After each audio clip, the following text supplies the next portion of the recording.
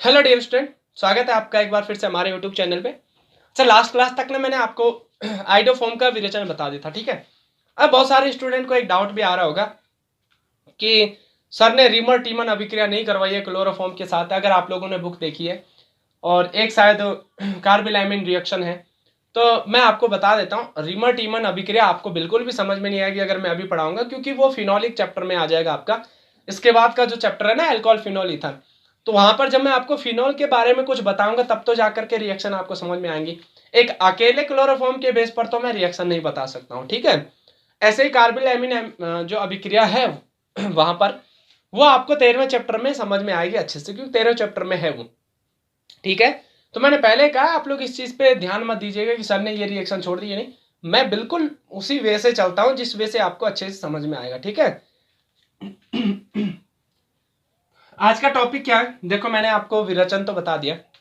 अच्छा, भौतिक गुणधर्म की बात करते हैं। भौतिक गुणधर्म में ना मैं आपको ऐसे बता देता हूं। देखो, ये ठोस अवस्था में होता है, जैसे क्लोरोफॉर्म आपका कैसे होता है, द्रव अवस्था में होता है, तो ये ठोस अवस्था में होता है, ठीक है। क्लोरोफॉर्म आपका रंगहीन होता है, ये पीले रंग का होता है, बस इतना फर्क है, ठीक है। वाटर इनसॉल्युबल वो भी है, वाटर इनसॉल्युबल ये भी है। वो ईथर अल्कोहल में सॉल्युबल होता है, ये भी ether alcohol as well as chloroform में भी सॉल्युबल है। कौन? आइडोफॉर्म, ठीक है। अब सबसे मोस्ट इंपॉर्टेंट चीज जो है वो यही है, केमिकल प्रॉपर्टीज या केमिकल रिएक्शंस, ठीक है। इस पर हमें फोकस करना है अच्छे से। अच्छा, मैंने आपको एक बात बताई थी कि क्लोरोफॉर्म जब शुद्ध अवस्था में होता है तो AgNO3 के साथ कोई रिएक्शन नहीं करता है, याद आ रहा है आपको? मैंने बताया था ना। और जब उसमें हम क्या करते हैं, जब वो अशुद्ध हो जाता है, या हम कहें कि जब वो प्रकाश की उपस्थिति में आता है, वायु से रिएक्शन कर देता है, उसके बाद फॉस्जिन नामक गैस बनती है, HCl बनता है, उसके बाद AgNO3 के साथ श्वेत अवक्षय मिलता है। ये तो था बात किसकी? क्लोरोफॉर्म की। यहां आइडोफॉर्म की बात चल रही है। आइडोफॉर्म की बात करूं मैं, सो आइडोफॉर्म जो होता है ना, एक्चुअली में ये क्या होता है, थर्मली जल्दी डिकम्पोज हो जाता है। थर्मली डिकम्पोजिशन इसका इजिली होता है और इजिली ये आयोडीन प्रोड्यूस करता है। First one is the most important, कि ये क्या करता है, आयोडीन प्रोड्यूस करता है इजिली। बहुत ही कम ताप पर ये आयोडीन प्रोड्यूस करता है, ठीक है। क्लोरोफॉर्म क्लोरीन प्रोड्यूस नहीं करता है, ध्यान देना। अब क्या होगा, जब हम क्या करते हैं, AgNO3 की रिएक्शन करते हैं शुद्ध क्लोरोफॉर्म से, तब तो कोई रिएक्शन नहीं होती। AgNO3 की रिएक्शन जब हम प्योर क्लोरोफॉर्म से करते हैं, याद आ रहा होगा आपको, नो रिएक्शन। लेकिन अगर इम्प्योर से करेंगे तो आपका AgCl का श्वेत अवक्षय बनता है, याद है ना आपको ये चीज? तो यहां क्या होता है, जब AgNO3 की रिएक्शन प्योर आयोडोफॉर्म से करते हैं, प्योर आयोडोफॉर्म से करते हैं, तो बिल्कुल रिएक्शन होती है और AgI का क्या बनता है, येलो प्रिसिपिटेट बनता है, पीला अवक्षय बनता है। It is a very very very important reaction. ये रिएक्शन इंपॉर्टेंट नहीं, फैक्टर इंपॉर्टेंट है। आपसे क्वेश्चन आ सकता है, क्योंकि जनरली ना हमारा माइंड सेट हो जाता है क्लोरोफॉर्म के जैसा ही आइडोफॉर्म है, तो ऐसा लिख सकता है कि AgNO3 की रिएक्शन जब हम प्योर क्लोरोफॉर्म से करते हैं तो क्या उत्पाद बनता है, और प्योर आइडोफॉर्म से करते हैं तो क्या उत्पाद बनता है। तो आपके ध्यान में तो रहेगा, प्योर क्लोरोफॉर्म से कोई रिएक्शन होती नहीं है, तो प्योर आइडोफॉर्म से भी कोई रिएक्शन नहीं होती होगी। ऐसा आपके माइंड में अगर आया उस टाइम पे तो नंबर गया, क्योंकि मैंने पहले कहा है I2 प्रोड्यूस करता है आइडोफॉर्म जनरली, बहुत लो टेम्परेचर पर भी कर देता है, मतलब बहुत ज्यादा हाई टेम्परेचर नहीं चाहिए इसको, कम टेम्परेचर पर भी इसका थर्मल डिकम्पोजिशन हो जाता है और आयोडीन प्रोड्यूस होता है। और अगर आयोडीन प्रोड्यूस हो रहा है तो आप समझ गए, AgNO3 के साथ रिएक्शन करके AgI बनेगा ही बनेगा, तो येलो पीपीटी मिलेगा बेटा यहाँ पे, ठीक है। इस चीज को बड़े अच्छे से ध्यान रखना है आपको, ठीक है, इसलिए मैंने इसको इंपॉर्टेंट रख दिया। आगे बढ़े। आगे की रिएक्शन तो वही है जैसे चली रही थी अपने, कहा, क्लोरोफॉर्म में, ठीक है। वही सेम टू सेम रिएक्शन है, कोई नया नहीं है इसमें, ठीक है। चलो करके देखते हैं।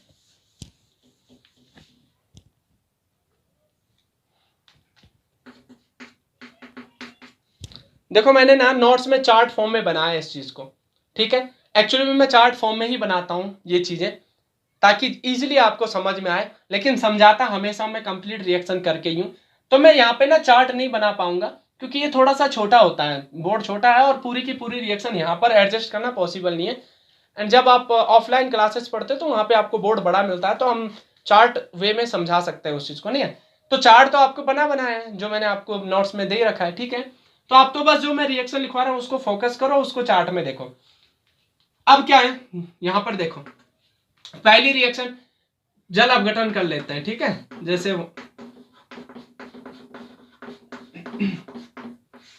आयोडोफॉर्म का जल अपघटन भी वैसे ही होगा जैसे क्लोरोफॉर्म का हुआ था एक्वस केवेज के साथ।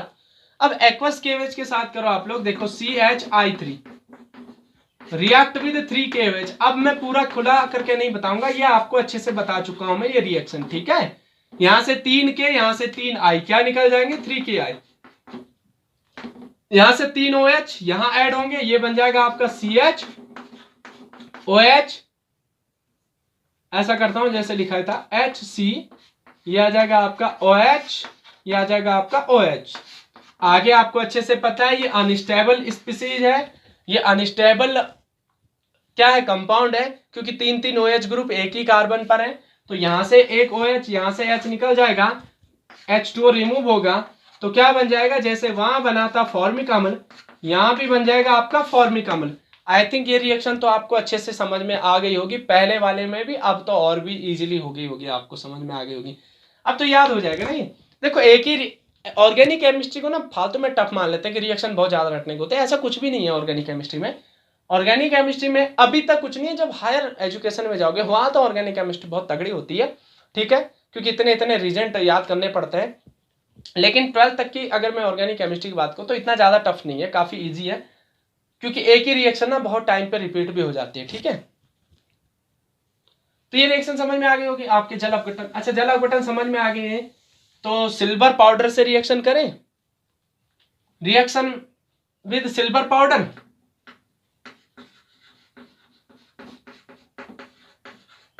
Reaction with silver powder.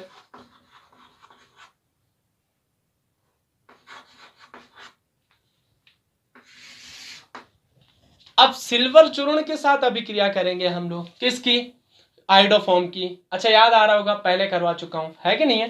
क्या होगा CHI3, यहां भी लिख दोगे CHI3,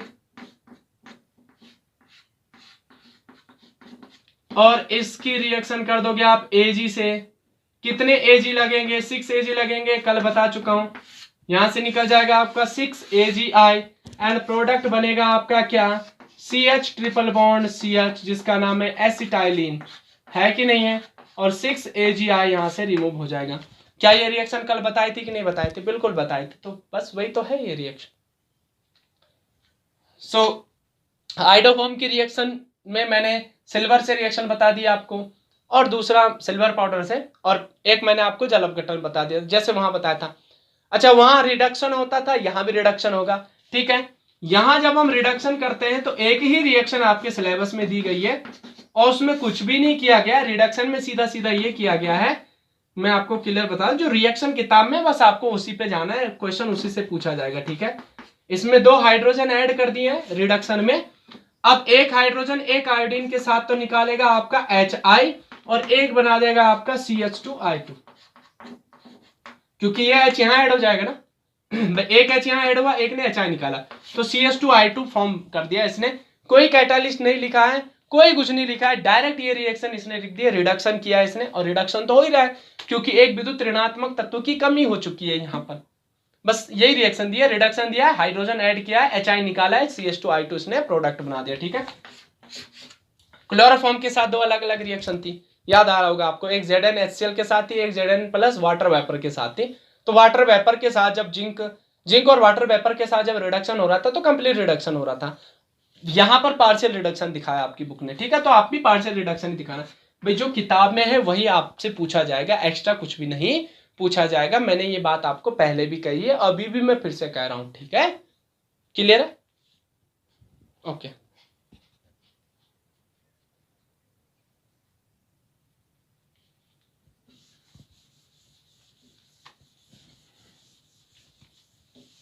इसके अलावा एक तो कार्बिल एमीन रिएक्शन दी है, वो तो मैंने पहले कहा है, कार्बिल एमीन रिएक्शन में वहीं पढ़ाऊंगा आपको, कहाँ पे, एमीन वाले चैप्टर में।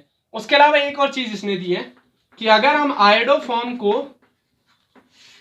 थर्मली डिकम्पोज करें, इसका हम तापीय क्या करें, अपघटन करें, तो क्या मिलेगा। तो अभी अभी मैंने कहा ये आयोडीन प्रोड्यूस करता है, आयोडीन प्रोड्यूस करता है, और आयोडीन का जो कलर होता है वो बैंगनी होता है। तो आप सीधा सीधा यहां पर लिखोगे जैसा आपकी बुक में लिखा गया है, बैंगनी रंग का आयोडीन गैस या बैंगनी रंग की आयोडीन क्या होती है, मुक्त होती है। हालांकि आयोडीन सॉलिड है, ये बात ध्यान रखना आप लोग, ठीक है। आयोडीन हालांकि सॉलिड है, लेकिन हमने इसको थर्मली डिकम्पोज किया है, तो ये वेपर के रूप में हमें प्राप्त होगी। और बैंगनी रंग होता है आयोडीन का, इसलिए बैंगनी रंग की आयोडीन क्या होती है, मुक्त होती है, ठीक है। I2 प्रोड्यूस करता है, ये मैंने आपको अभी भी बता दिया था। तो बस ये रिएक्शन है। एक और रिएक्शन है कि अगर CHI3 की रिएक्शन हम AgNO3 के साथ करें, तो ये तो अभी अभी बता के दिया है, ठीक है, ये यहीं से निकल के आ जाएगा क्योंकि ये आयोडीन मुक्त करता है। तो AgI का आपको क्या मिलने वाला है, पीला अवक्षेप मिलने वाला है। तो जो रिएक्शन आपकी बुक ने लिखी है वही मैं आपको बिल्कुल वही की वही एज इट इज लिखा के दे रहा हूं, ताकि आप जब आंसर लिखोगे ना, तो आंसर जो बुकलेट होती है जब आती है तो उसमें भी यही लिखा होता है कि पेज नंबर इतने में इसका आंसर है, ठीक है, किताब के। तो बस वही आपको लिखना होता है जो किताब में है। तो AgNO3 के साथ AgI का पीला अवक्षेप निकलेगा, और तापीय अपघटन पर बैंगनी रंग की क्या होती है, आयोडीन गैस क्या होती है, मुक्त होती है, ठीक है। बस ये यहां तक आपकी जो केमिकल रिएक्शन थी आयोडोफॉर्म की वो कंप्लीट हो चुकी है। इसके बाद लास्ट पोर्शन है एलिफैटिक वाला, वो है आपका कार्बन टेट्राक्लोराइड, ठीक है। कार्बन टेट्राक्लोराइड में भी ज्यादा कुछ जाने की जरूरत नहीं है, प्रिपरेशन है, फिजिकल प्रॉपर्टी है, 2-4 केमिकल रिएक्शन है, बात खत्म, ठीक है। वहां पर भी रिमर टीमन अभिक्रिया है, क्लोरोफॉर्म के साथ भी रिमर टीमन देता है, कार्बन टेट्राक्लोराइड के साथ भी फिनॉल क्या करता है, रिमर टीमन अभिक्रिया देता है। तो मैंने आपको बता दिया, मैं फिनॉल वाले चैप्टर में पढ़ाऊंगा। तो मैं पहले आपको ना कार्बन टेट्राक्लोराइड बता देता हूं, उसके बाद ये वाला पूरा पोर्शन कंप्लीट हो जाएगा, फिर हम एरोमेटिक पे जाएंगे। तो एलिफैटिक की कंपेयर में एरोमेटिक काफी छोटा है, इतना बड़ा नहीं है, ठीक है। चलो स्टार्ट करते हैं।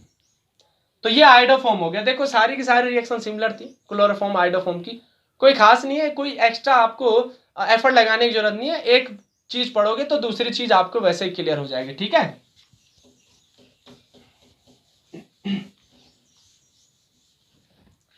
चलो कार्बन टेट्राक्लोराइड,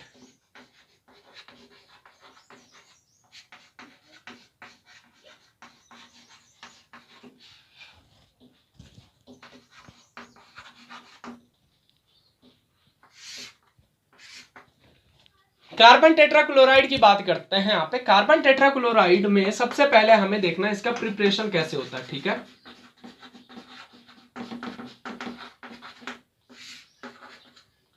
पहला बाय क्लोरोफॉर्म, क्लोरोफॉर्म द्वारा। अभी आप लोग तो वीडियो को रोक दो और खुद ही बना लो, तो मुझे नहीं लगता कि किसी को नहीं आती हो ये रिएक्शन। ये रिएक्शन मैंने क्लोरोफॉर्म के केमिकल रिएक्शन में भी बताई थी, प्रिपरेशन मेथड के टाइम पे भी बताई थी, अगर याद आ रहा हो आपको। वहां पर मैंने कहा भी था आपको ये रिएक्शन आपके कार्बन टेट्राक्लोराइड के प्रिपरेशन में भी आने वाली। कौन सी, जब हम क्लोरोफॉर्म की रिएक्शन क्लोरीन से सूर्य के प्रकाश की उपस्थिति में करते हैं। ध्यान आ रहा है, यहां से Cl, यहां से H क्या रिमूव हो जाएगा, HCl, और प्रोडक्ट बन जाएगा आपका CCl4। It is a carbon tetrachloride. मेरे हिसाब से ये रिएक्शन सबको आती है, सबको याद है कि नहीं है। दूसरी रिएक्शन है by carbon disulphide. Carbon disulphide द्वारा,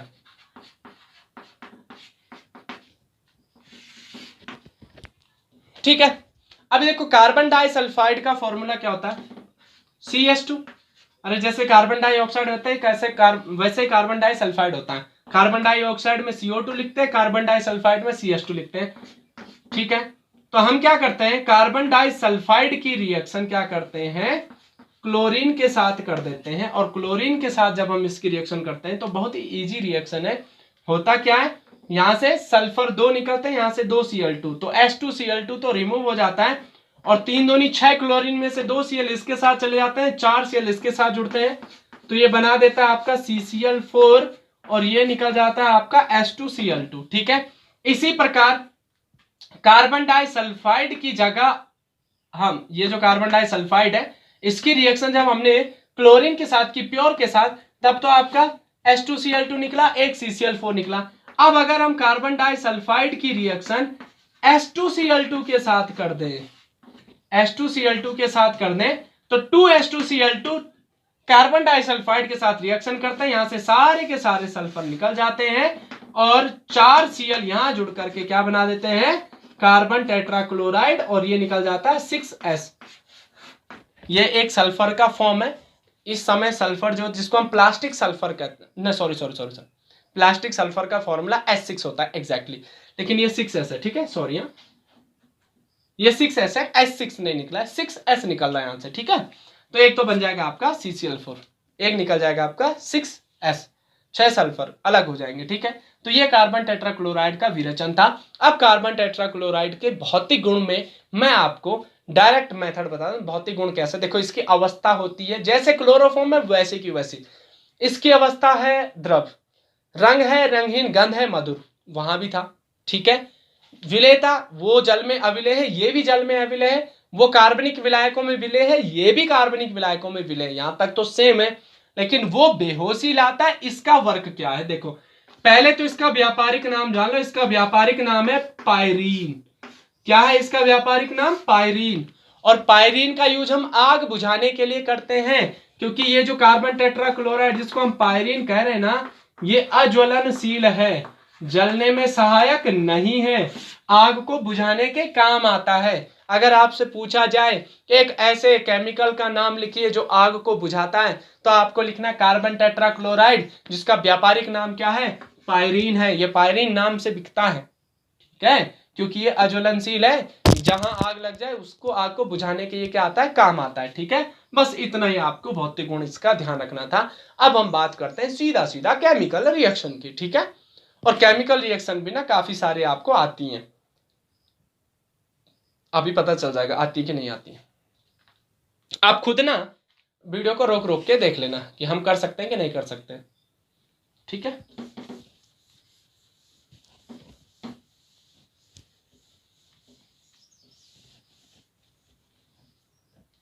सो कार्बन टेट्राक्लोराइड की केमिकल रिएक्शंस के बारे में हम अब बात करने वाले हैं। ठीक है, केमिकल रिएक्शन में सबसे पहले मैं आपसे जल अपघटन ही पूछूंगा। आप लोग वीडियो को रोक लेना और इसका जल अपघटन खुद करने की कोशिश करना। मैं तो डायरेक्ट बता रहा हूं। ठीक है, आप यहीं पर रोक लेना वीडियो को और कर लेना कि हम कर सकते हैं कि नहीं कर सकते। एक्वस KOH से करना है, CCl4 है, 4 KOH यूज होंगे, एक्वस 4 Cl यहां से, 4 पोटेशियम यहां से, क्या रिमूव हो जाएगा, -4 KCl, चारों के चारों OH एक ही कार्बन पर ऐड हो जाएंगे।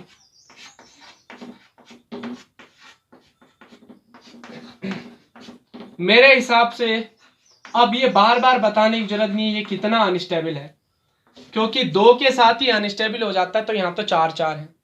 अब क्या क्या प्रोडक्ट निकलेगा मैं बताता हूं। यहां से निकलेगा OH, यहां से निकलेगा H, यहां से निकलेगा OH, यहां से निकलेगा H। तो यहां से एक तो निकला 2H2O, निकला ना, H2O, और एक बचा है CO2, एक 2H2O और एक निकलता है CO2। It is a very very very important reaction. जल अपघटन क्या है, तो यहां तक तो आप कर लोगे, इसके बाद शायद आपको कंफ्यूजन आ जाए। हालांकि बहुत सारे बच्चों ने कर लिया होगा। अगर आपने वीडियो रोक के आंसर निकाला है तो बहुत अच्छी बात है। यहां से 2H2O और एक तो निकल जाएगा आपका कार्बन डाइऑक्साइड, और 4 KCl तो निकलना ही निकलना था। ये तो रहा आपका जल अपघटन। ठीक है, जल अपघटन के बाद आगे बढ़ते हैं रिडक्शन, अपचयन। खुद करने की कोशिश करो इसका अपचयन। जैसे मैंने अपचयन लिख दिया, आप बस रोक करके इसको लिख दो। और अगर आपने पहले वाले वीडियो अच्छे से देखे तो आपको समझ में आ गया होगा अपचयन क्या होने वाला है। लिखवा चुका हूं ये रिएक्शन। कार्बन टेट्राक्लोराइड का जब हम रिडक्शन करते हैं in the presence of Fe+H2O, याद आ रहा है, हालांकि बुक में 2H2 भी लिखा होगा कहीं कहीं पे, तो चलेगा, ठीक है। क्या होगा, एक H यहां से, एक Cl यहां से रिमूव हो जाएगा, HCl, और एक हाइड्रोजन यहां जुड़ जाएगा, तो CH बन जाएगा क्लोरोफॉर्म। क्लोरोफॉर्म का विरचन जहां पे किया था कार्बन टेट्राक्लोराइड के द्वारा, याद आ रहा होगा आपको, बता चुका हूं ये रिएक्शन पहले भी, ठीक है। अच्छा, अगर हम क्लोरोफॉर्म को वाटर वेपर के साथ रिएक्ट करवाएं ग्रेटर देन 775 केल्विन, 775 केल्विन ताप से ऊपर अगर क्लोरोफॉर्म का जल के साथ रिएक्शन की जाए, तब क्या होता है, ये नेक्स्ट वाली केमिकल रिएक्शन है, ठीक है। रिएक्शन विद वाटर वेपर आप लिख सकते हो, मैंने लिखना भूल गया, आप लिख देना जल वाष्प के साथ क्रिया, ठीक है। तो यहां से 2H और यहां से 2Cl क्या रिमूव हो जाता है, 2HCl। अब यहां CCl2 बचा और एक ऑक्सीजन जब यहां ऐड होगा तो ये बन जाएगा आपका COCl2। नाम मैं नहीं बताऊंगा आपको, आपको याद होगा इससे पहले ये कौन सी गैस है, चलो बता देता हूं, फॉस्जिन गैस है, वह तो सबको पता ही होगा, बना चुका हूं। तो कार्बन टेट्राक्लोराइड की रिएक्शन जब जल भाप के साथ 775 केल्विन टेम्परेचर पर करते हैं तो आपका फॉस्जिन नामक विषैली गैस बनती है, ठीक है। देखो कितनी इजी रिएक्शन, सारी रिएक्शन एक जैसी तो है कि नहीं है। मतलब ये मान के चलो एक की प्रिपरेशन मेथड दूसरे की केमिकल रिएक्शन हो जाती है और दूसरे का प्रिपरेशन मेथड पहले की केमिकल रिएक्शन हो जाती है कि नहीं है। अब मोस्ट इंपॉर्टेंट रिएक्शन एक और मैं आपको बता देता हूं, रिएक्शन विद 1,2-डाइक्लोरोएथीन, रिएक्शन विद 1,2-डाइक्लोरोएथीन, और ये रिएक्शन किसकी प्रेजेंस में होती है, ड्राई AlCl3 की प्रेजेंस में होती है, ठीक है। शुष्क AlCl3 की प्रेजेंस में जब कार्बन टेट्राक्लोराइड के साथ रिएक्शन करता है कौन, 1,2-डाइक्लोरोएथीन। एक्चुअली में ना आपकी बुक में ये रिएक्शन चार्ट फॉर्म में दी गई है, ठीक है। तो मैंने पहले कहा कि चार्ट फॉर्म बनाना यहाँ पे पॉसिबल नहीं क्योंकि ये बड़ा बोर्ड नहीं है, तो मैं बस अलग अलग करके रिएक्शन दे रहा हूं। तो ये रिएक्शन किसके साथ है, कार्बन टेट्राक्लोराइड की पहली पोजीशन, दूसरी पोजीशन पे क्लोरीन है, तो इसका नाम क्या है, 1,2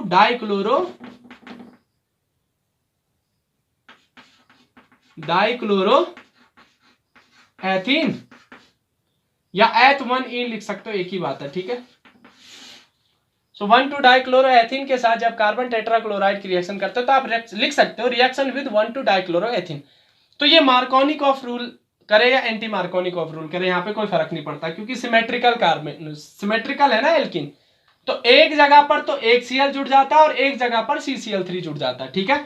तो प्रोडक्ट कुछ इस प्रकार से बनता है, एक जगह पर तो आपका Cl जुड़ जाता है, इधर तो 2 Cl जुड़ के सपोज करो, और डबल बॉन्ड की जगह अब क्या आ जाएगा, सिंगल बॉन्ड, और सिंगल बॉन्ड में CH के साथ एक Cl तो पहले से था, अब यहां CCl3 और जुड़ जाएगा, बस इसका नाम लिख सकते हो। देखो पहली पोजीशन पे ही 3 क्लोरीन है, दूसरी पोजीशन पर 1 क्लोरीन है, तीसरी पोजीशन पर 2 क्लोरीन है, तो हम लिख सकते हैं 1,1,1,2,3,3 कितने हैं, हेक्साक्लोरोप्रोपेन, ठीक है।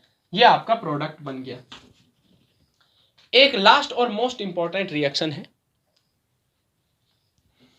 क्लोरोफ्लोरोकार्बन बनाने का मेथड है, जिनको हम फ्रियोन भी कहते हैं, उसके बाद उसकी नंबरिंग भी करता है। फ्रियोन के आगे 1112 क्यों लिखा रहता है, वो किस कारण लिखा रहता है, वो मैं जब आपको नामकरण कराऊंगा ना फ्रियोन के, तब आपको समझाऊंगा, जब मैं आपको पॉली हेलो डेरिवेटिव्स के बारे में पढ़ाऊंगा, ठीक है। तो यहां पर मैं वो रिएक्शन नहीं करने वाला हूं। यहां पर क्या है कि कार्बन टेट्राक्लोराइड की अभिक्रिया हाइड्रोजन फ्लोराइड से करते हैं, हाइड्रोजन फ्लोराइड से करते हैं SbF5 या SbCl5 की प्रेजेंस में। SbCl5 की प्रेजेंस में जब हाइड्रोजन फ्लोराइड के साथ कार्बन टेट्राक्लोराइड की रिएक्शन करते हैं तो 2H यहां से 2Cl यहां से, तो -2HCl तो रिमूव हो जाएगा यहां से, ठीक है। अब क्या बनेगा, 2F यहां जुड़ जाएगा तो ये बन जाएगा आपका CF2Cl2, ठीक है। क्लोरोफ्लोरोकार्बन है। अब इसका नाम क्या है वो जब मैं नामकरण पढ़ाऊंगा तब मैं आपको समझा दूंगा, ठीक है।